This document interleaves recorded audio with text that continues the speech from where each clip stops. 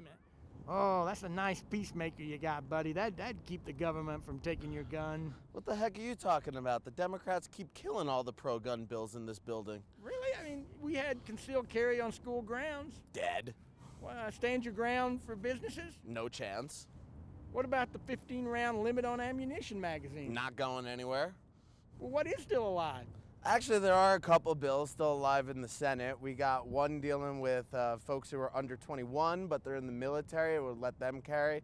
And then we got another that would train teachers if they wanted to carry on school grounds so that they could deal with an active shooter situation. So a couple out there.